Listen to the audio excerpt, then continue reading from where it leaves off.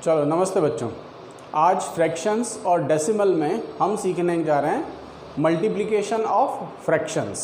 ठीक है, तो बच्चों मल्टीप्लिकेशन ऑफ फ्रैक्शन, किसी भी दो फ्रैक्शंस का मल्टीप्लिकेशन कैसे होता है, तो हम इसका डायग्राम से इस पार्ट को समझते हैं।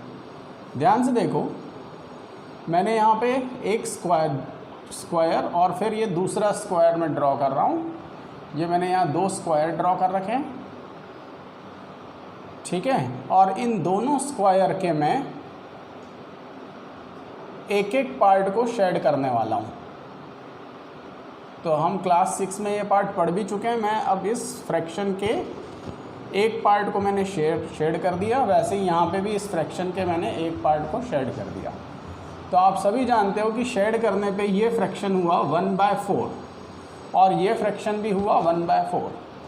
तो जब हम इन दोनों फ्रैक्शंस को मिलाते हैं, अगर मैंने इन दोनों फ्रैक्शन को मिलाया है ना, तो दोनों फ्रैक्शन को मिलाया तो क्या हुआ, जो अब दोनों पार्ट्स को मिलाने के बाद है ना, तो क्या बनेगा, देखो एक नया डायग्राम मैं फिर से तैयार करता हूँ।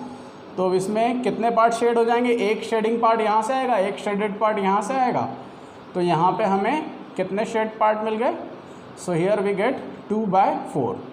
तो इसका मतलब ये हुआ कि हम अगर 2 में 1/4 का मल्टीप्लिकेशन करें, मतलब ये 1/4 के दो फ्रैक्शंस थे, उसका अगर हम 2 में मल्टीप्लिकेशन करें, सो वी गेट 2/4। तो फ्रैक्शन का मल्टीप्लिकेशन, ये पार्ट आ गया है हमारा फ्रैक्शन का मल्टीप्लिकेशन का। कि इसी तरीके से अगर ये 3 फ्रैक्शन होते, ठीक है, यहाँ पे मैं एक फ्रैक्शन और बढ़ा देता हूँ आगे। अगर यहाँ पे इस तरीके से ये 3 फ्रैक्शन आ जाएं, जिसका भी एक और शेडिंग पार्ट है 1/4, ठीक, तो अब ये तीनों मिलके क्या बन जाएंगे, तीनों में से फिर मतलब एक पार्ट और शेडेड हो गया, तो इसका मतलब ये तीनों मिलके बन जाएंगे 3/4। तो अब ये मल्टीप्लिकेशन क्या हो गया, ये मल्टीप्लिकेशन हो गया 3 × 1/4। मतलब यहाँ 1/4 3 टाइम्स मल्टीप्लाई हो रहे हैं, और मल्टीप्लाई कैसे होगा, इस 3 का मल्टीप्लाई इस 1 के साथ होगा, तो वैल्यू आ जाएगी 3/4।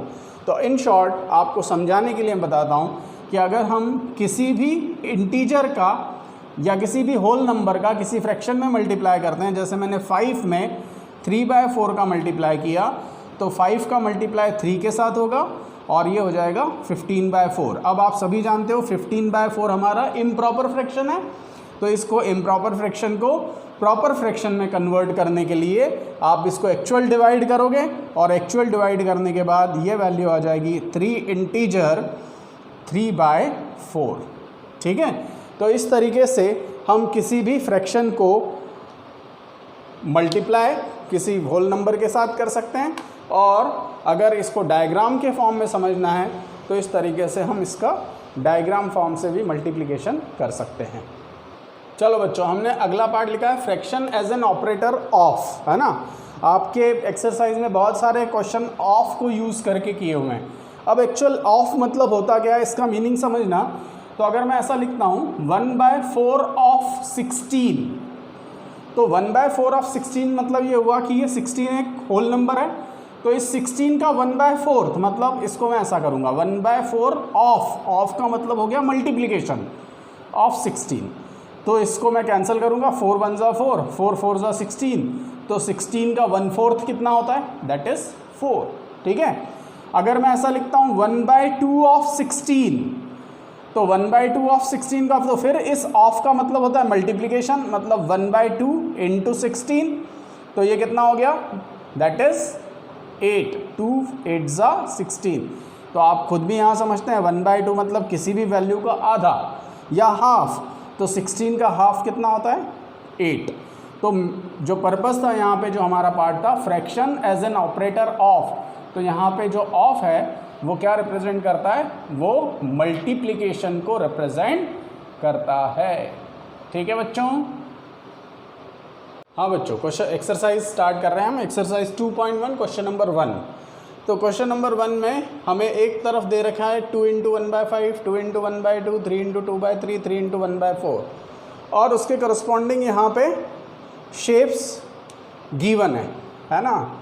तो शेप्स में क्या गिवन है ये हमें बताना है कि कौन सा शेप किसके बराबर होगा, ये इस पार्ट में हमें बताना है। तो ज़रा ध्यान से देखो, 2 × 1/5 तो मतलब दो शेप ऐसे हैं जिसमें 1/5 पार्ट शेडेड है, मतलब 5 में से एक पार्ट शेडेड है। तो 1 का पार्ट यहाँ किससे मिलता है, तो 1 का पार्ट हमारा D से मिलता है। तो हम यहाँ पे आंसर भी लिखते जाते हैं। सो 1 = D, राइट। फिर सेकंड 2 × 1/2 तो वो उसी के सामने लिखा हुआ है, तो मतलब जो हमारा सेकंड पार्ट है वो B से मिलता है, ठीक है। सो एंड नेक्स्ट इज 3 × 2/3 तो 2/3 तो ये 2 पोर्शन शेडेड है और टोटल 3 पार्ट्स है, तो इसका पार्ट किससे मिल रहा है हमारा, दिस A। तो हमारा जो तीसरा है उसका आंसर क्या है बेटा, तीसरे का आंसर हो रहा है A।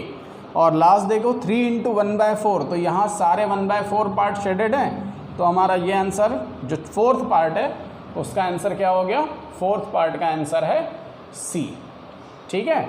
तो इस तरीके से जो हमारे क्वेश्चन है उसमें ये फ्रैक्शन मतलब 1/5 क्या होगा, दो शेप, दो डायग्राम ऐसे हैं जो 1/5 के हैं, अगर उनको मिलाएं तो जो रिज़ल्ट आएगा, तो ऑब्वियसली अगर आपका इसकी रिज़ल्ट की भी बात कर लें तो अगर इन दोनों शेप को अगर हम मिला दें तो यहाँ पे जो हमारा रिज़ल्ट अब बन जाएगा वो बन जाएगा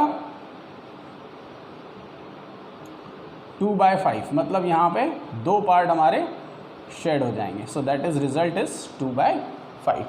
तो दिख भी रहा है 2 × 1 2/5, वैसे 2 × 2 अगर हम इन दोनों रिज़ल्ट को मिला दें तो दोनों रिज़ल्ट से एक ही स्क्वायर मिल जाएगा जो पूरा शेडेड हो जाएगा, तो 2/2 दैट इज़ 1। और इन दोनों को मिला दें 3 × 2/3 तो जो पार्ट बनेगा वो बनेगा 6 × 6/3 या 2 कंप्लीट पार्ट बन जाएंगे। और इन दोनों को मिला दें, इन तीनों को मिला दें तो हमारा जो रिज़ल्ट बन जाएगा वो बन जाएगा 3/4। तो बच्चों अभी एक काम आपको करना है, एक क्वेश्चन में होमवर्क दे रहा हूँ, क्वेश्चन नंबर 2, ये भी सेम शेडेड वाला क्वेश्चन है। तो इसमें भी आपको कॉलम जो मैच करना है, जैसे हमने इस क्वेश्चन में मैच किए हैं वैसे ही आपको क्वेश्चन नंबर 2 में मैच करना है। तो बच्चों question number 2 exercise 2.2 is homework, ठीक है बच्चों। यस बच्चों, क्वेश्चन नंबर 3 में हमें दे रखा है multiply and reduce the lowest form to the convert into the mix fraction. तो पहला क्वेश्चन है इसमें 7 × 3/5। तो पहले हम मल्टीप्लाई करते हैं, तो होल नंबर का यहाँ फ्रैक्शन में मल्टीप्लाई है, तो ध्यान से समझो 7 का मल्टीप्लाई 3 के साथ, तो 7 3 हो गया 21/5। अब इसे हमें मिक्स फ्रैक्शन में करना है या लोएस्ट फॉर्म में कन्वर्ट करना है। तो ध्यान समझना, लोएस्ट फॉर्म में कन्वर्ट करने में इन दोनों में कोई भी कॉमन फैक्टर नहीं है, तो कॉमन फैक्टर नहीं है इसका मतलब हम इसको मिक्स फ्रैक्शन में अब कन्वर्ट करते हैं। तो मिक्स फ्रैक्शन में कन्वर्ट करने के लिए 21 को एक्चुअल 5 से डिवाइड करेंगे, so 4 times, remainder is 1। So now this can be written as 4 integer 1/5। तो ये क्वेश्चन नंबर 1 का आंसर है। क्वेश्चन नंबर 2 समझो यहाँ पे, तो क्वेश्चन नंबर 2 में दे रखा है 4 × 1/3। तो जब आप मल्टीप्लाई करोगे तो सिंपल आंसर आ जाएगा 4/3। ये लोएस्ट फॉर्म ही है, इसको और ज़्यादा सिंप्लीफाई नहीं कर सकते हो। Next question number 3, question number 3 में दे रखा है 2 × 6/7। तो जब मल्टीप्लाई करेंगे तो 2 6 12/7। जब एक्चुअल डिवीज़न करोगे तो वैल्यू आएगी 1 इंटीजर 5/7, राइट। तो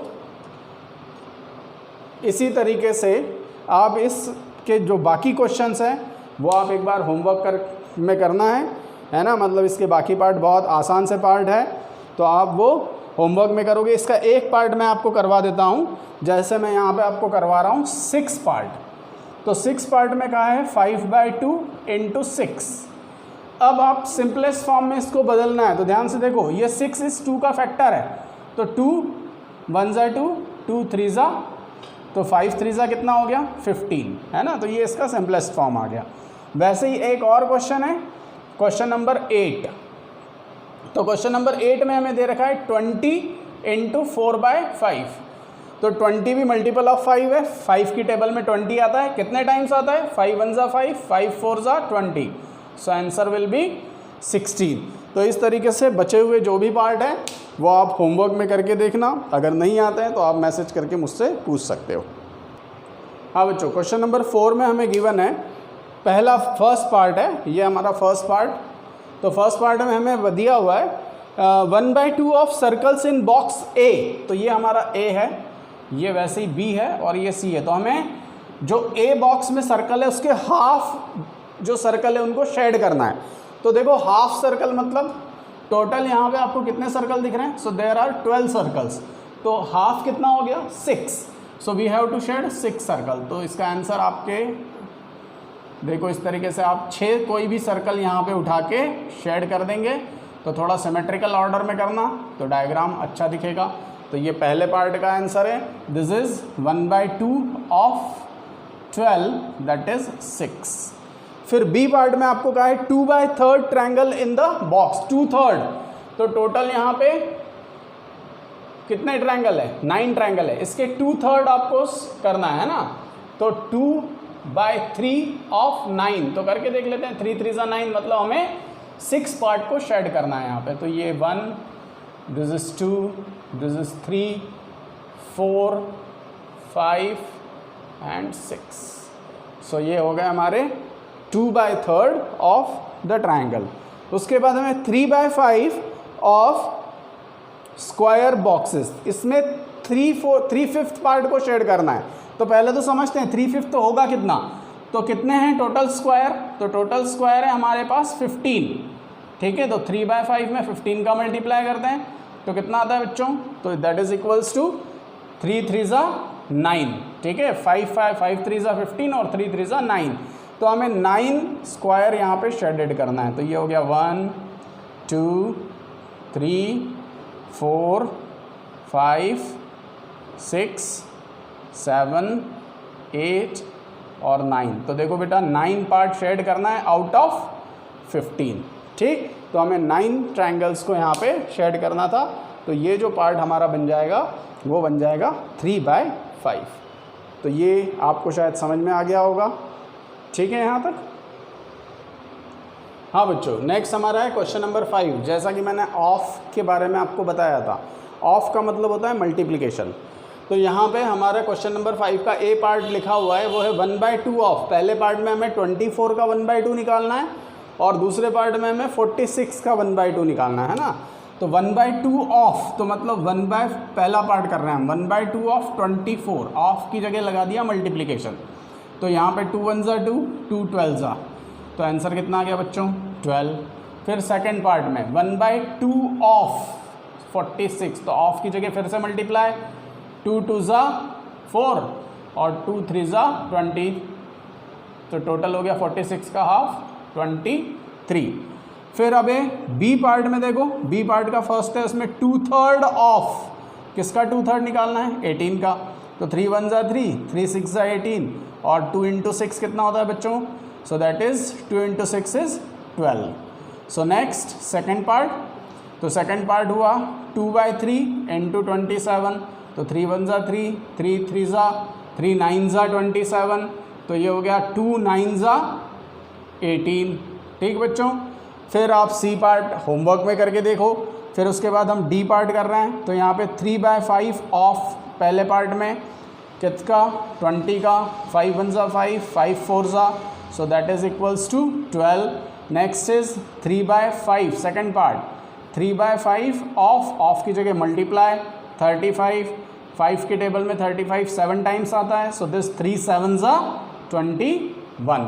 तो बच्चों इस तरीके से हमने, अगर पहले पार्ट में हमें हाफ करना है तो 24 का हाफ 12, 46 का हाफ 23, वैसे ही 2/3 18 का 2/3 होता है 12, 27 का 2/3 होता है 18, 3/5 of 20 is 12 and 3/5 of 35 is 21। तो इस तरीके से ऑफ का एप्लीकेशन आपको समझ में आना चाहिए ध्यान से, क्योंकि ऑफ का मतलब होता है उस फ्रैक्शन में उस होल नंबर का मल्टीप्लिकेशन, ठीक है।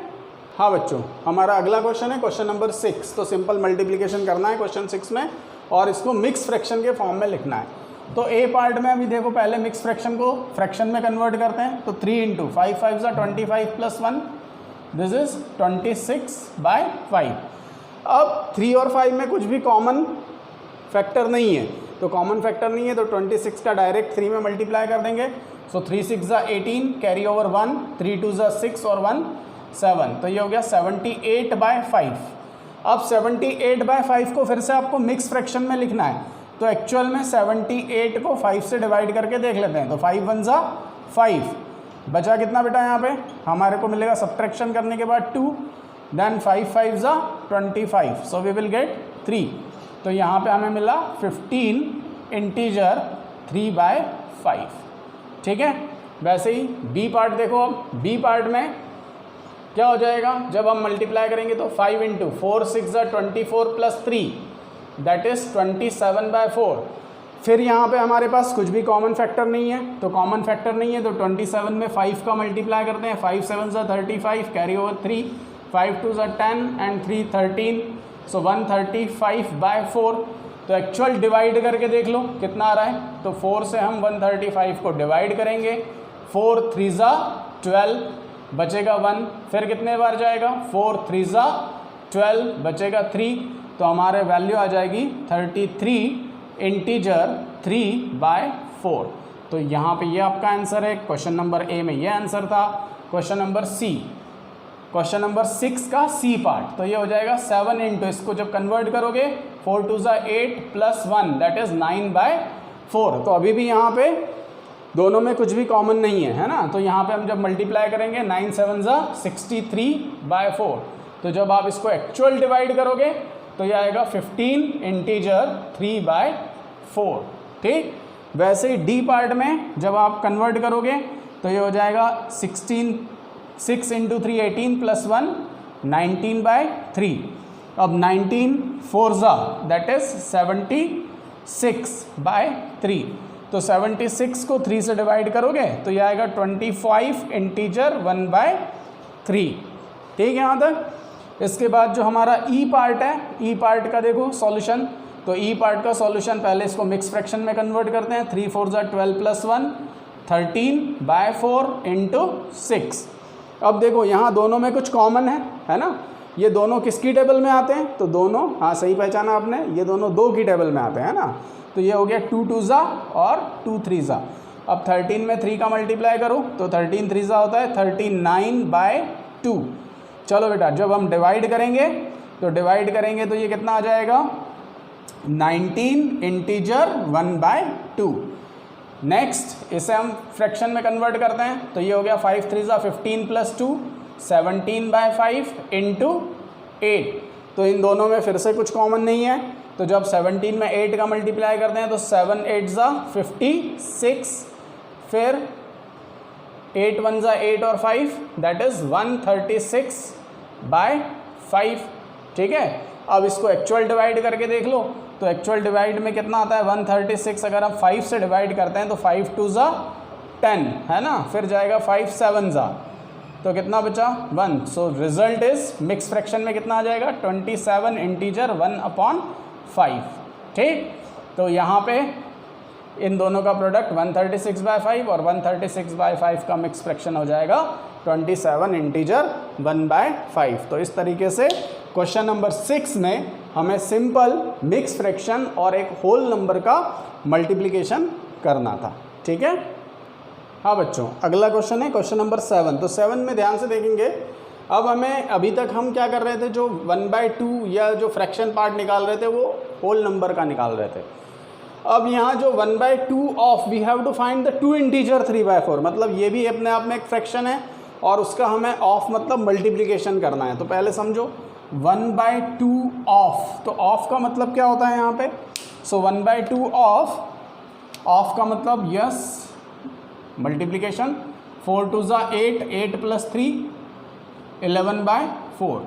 तो बेटा जब मल्टीप्लाई करेंगे तो नुमरेटर यहाँ 1 है, यहाँ 11 है, तो नुमरेटर का नुमरेटर में मल्टीप्लाई, डिनोमिनेटर का डिनोमिनेटर में multiply, so we will get 11/8। जब 11 को 8 से डिवाइड करते हैं एक्चुअल में तो ये आएगा 1 इंटीजर 3/8। ठीक है, ये हो गया हमारा फर्स्ट पार्ट। इसी का सेकंड पार्ट, अब हाफ 1/2 ऑफ, तो 1/2 ऑफ की जगह लगाया मल्टीप्लिकेशन। अब इसको करते हैं फ्रैक्शन में कन्वर्ट, तो 9 4 ज़ा 36 प्लस 2 38/9। अब देखो 38 में 2 कॉमन फैक्टर है, तो 2 1 ज़ा 2, 2 19 ज़ा, तो यहाँ बचा हमारे पास 19/9। जब आप इसको डिवाइड करोगे तो ये 2 टाइम्स तो कंप्लीटली जाता है, 1 रिमाइंडर बचेगा, तो 1/9, तो वैल्यू फ्रैक्शन में आ जाएगी 2 इंटीजर 1/9। अब हमें क्या निकालना है बी पार्ट में, 5/8 ऑफ, तो 5/8 ऑफ मतलब 5/8 इंटू किसका 5/8 निकालना है, तो 3 इंटीजर 5/6, तो मल्टीप्लाई करते हैं, 6 3 ज़ा 18 प्लस 5, तो 18 प्लस 5 हो गया 23/6। तो बेटा 23/6 कितना होता है, 23 में 5 का मल्टीप्लाई करते हैं तो आता है 115, ठीक, और 8 6 ज़ा 48। तो बच्चों इसको मिक्स फ्रैक्शन में आप कन्वर्ट करके देखना, तो आप जब इसको कन्वर्ट करोगे तो ये 2 टाइम्स तो कंप्लीटली जाएगा और बचा आ जाएगा 19/48। वैसे ही अब लेना है हमें सेकंड पार्ट में 5/8 ऑफ, तो 3 9 ज़ा 27 प्लस 2 29/3। तो देखो यहाँ पे भी कुछ भी कॉमन नहीं दिख रहा है, तो 29 का 5 में मल्टीप्लाई आता है 145 डिवाइडेड बाय 24। तो इसके आगे का पार्ट मैं आपको होमवर्क दे रहा हूँ कि इसको मिक्स फ्रैक्शन में आप क्या वैल्यू आती है वो मुझे आप अपनी कॉपी में कंप्लीट करके बताएंगे, ठीक है। तो इस तरीके से ये आपका है क्वेश्चन नंबर 7। हाँ बच्चों, क्वेश्चन नंबर 8 बहुत इंटरेस्टिंग क्वेश्चन है, थोड़ा ध्यान से समझना। क्वेश्चन नंबर 8 में कहा है Vidya and Pratap went for a picnic, their mother gave them water bottle that content 5 litre of water, right.